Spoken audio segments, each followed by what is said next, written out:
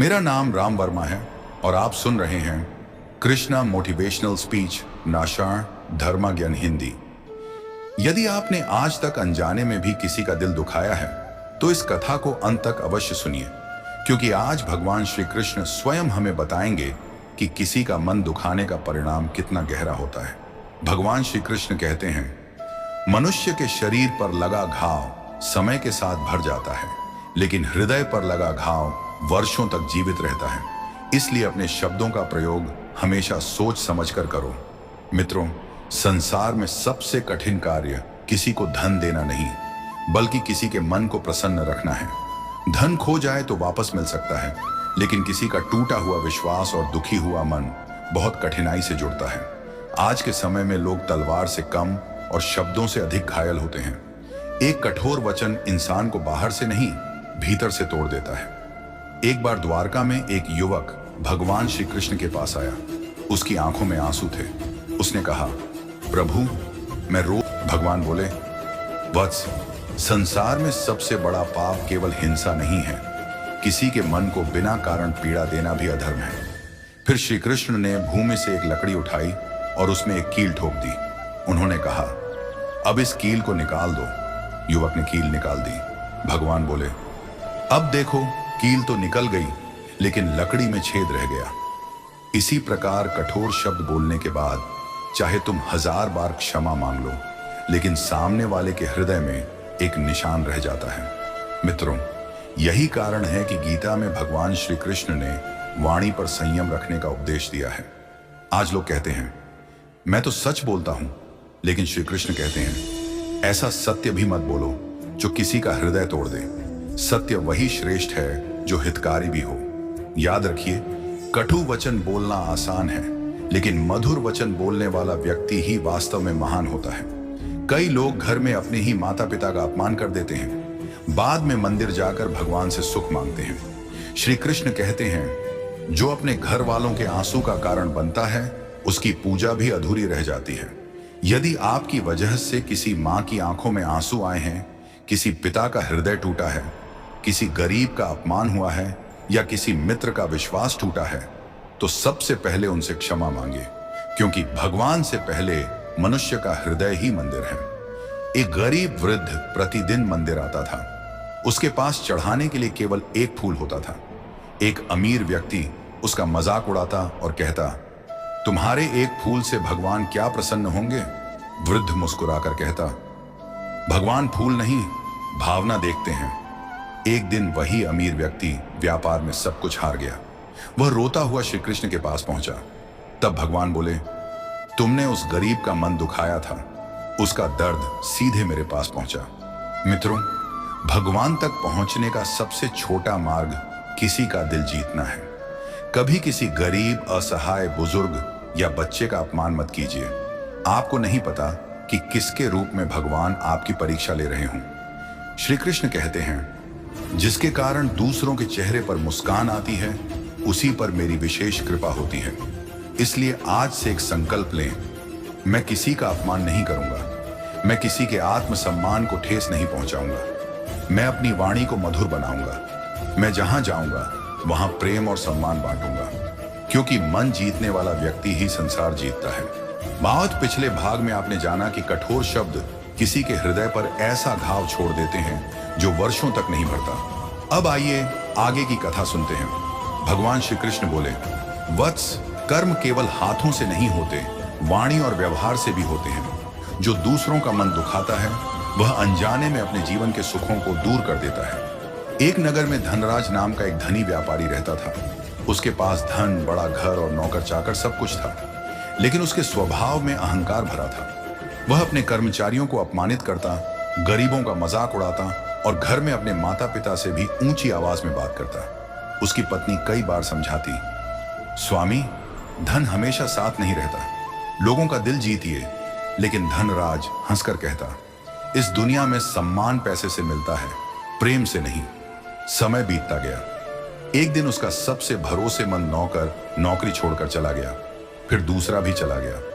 व्यापार में घाटा शुरू हो गया। मित्र भी उससे दूर होने लगे। धनराज समझ नहीं पा रहा था कि ऐसा क्यों हो रहा है। एक दिन रास्ते में उसे एक संत मिले। संत ने पूछा, बेटा क्या बात है, तुम्हारे चेहरे पर इतनी चिंता क्यों है? धनराज बोला, महाराज सब कुछ होते हुए भी मेरा जीवन बिखर गया है। संत मुस्कुराए और बोले, तुम्हारे कर्मों का फल तुम्हारे सामने खड़ा है। तुमने लोगों के आंसू देखे नहीं, लेकिन ईश्वर ने देख लिए। यह सुनकर धनराज के मन में हलचल मच गई। वह द्वारका पहुंचा और भगवान श्री कृष्ण के चरणों में गिर पड़ा। उसने कहा, प्रभु मुझे बचा लीजिए। भगवान श्री कृष्ण ने शांत स्वर में कहा, मैं उसे अवश्य बचाता हूं जो अपनी गलती स्वीकार करता है, लेकिन पहले यह समझो कि तुम्हारी सबसे बड़ी भूल क्या थी। धनराज बोला, क्या मेरा अहंकार? भगवान बोले, अहंकार तो कारण था, लेकिन सबसे बड़ा पाप था दूसरों के मन को पीड़ा देना। फिर श्री कृष्ण ने कहा, जब कोई व्यक्ति तुम्हारी वजह से रोता है तो उसकी आह सीधे मेरे पास पहुंचती है, और जब कोई तुम्हारी वजह से मुस्कुराता है तो उसका आशीर्वाद भी सीधे मेरे पास पहुंचता है। धनराज की आंखों से आंसू बहने लगे। उसे अपने माता पिता की डांट, कर्मचारियों का अपमान और गरीबों की बेबसी याद आने लगी। अगले ही दिन उसने सबसे पहले अपने माता पिता के चरण स्पर्श किए और उनसे क्षमा मांगी। फिर उसने उन कर्मचारियों से माफी मांगी जिनका उसने अपमान किया था। धीरे धीरे उसके जीवन में परिवर्तन आने लगा। भगवान श्री कृष्ण कहते हैं, क्षमा मांगने वाला कभी छोटा नहीं होता, बल्कि वही सबसे बड़ा होता है। मित्रों, याद रखिए, कभी किसी की गरीबी का मजाक मत उड़ाइए, कभी किसी के रंग, रूप या कमजोरी पर मत हंसिए, कभी किसी के सपनों को मत तोड़िए, और सबसे महत्वपूर्ण, अपने माता पिता के मन को कभी मत दुखाइए। उनकी आंखों के आंसू मनुष्य के जीवन से सुख और शांति छीन सकते हैं। श्री कृष्ण कहते हैं, जिस घर में एक दूसरे का सम्मान होता है, वहां बिना बुलाए भी मेरी कृपा पहुंच जाती है। इसलिए आज से यह संकल्प लें, मैं अपनी वाणी से किसी को चोट नहीं पहुंचाऊंगा। मैं जहां भी रहूंगा, प्रेम, सम्मान और मधुर व्यवहार से लोगों का दिल जीतने का प्रयास करूंगा। यही सच्चा धर्म है, यही सच्ची भक्ति है। नमस्कार मित्रों, अब तक आपने जाना कि कठोर वचन और अहंकार किस प्रकार मनुष्य के जीवन में दुखों का कारण बनते हैं। अब भगवान श्री कृष्ण एक ऐसी कथा सुनाते हैं जो हमें सिखाती है कि किसी गरीब, असहाय या सच्चे इंसान का मन दुखाने का परिणाम कितना गहरा हो सकता है। श्री कृष्ण बोले, वत्स, संसार में सबसे बड़ा धन प्रेम है। जो प्रेम बांटता है वह मेरे सबसे निकट होता है, और जो दूसरों के हृदय को पीड़ा देता है वह स्वयं अपने सुखों के द्वार बंद कर देता है। एक गांव में मोहन नाम का किसान रहता था। वह बहुत मेहनती था, लेकिन आर्थिक रूप से कमजोर था। फिर भी उसके चेहरे पर हमेशा मुस्कान रहती थी। गांव के लोग उसका सम्मान करते थे क्योंकि वह सबकी मदद करता था। उसी गांव में रघुवीर नाम का एक जमींदार रहता था। उसके पास धन था, पर दया नहीं। वह गरीबों को तुच्छ समझता और अवसर मिलते ही उनका अपमान करता। एक दिन मोहन बीज खरीदने के लिए रघुवीर के पास गया।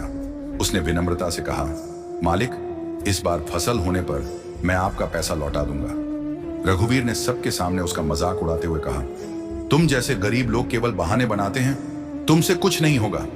गांव के लोगों के सामने मोहन की आंखों में आंसू आ गए।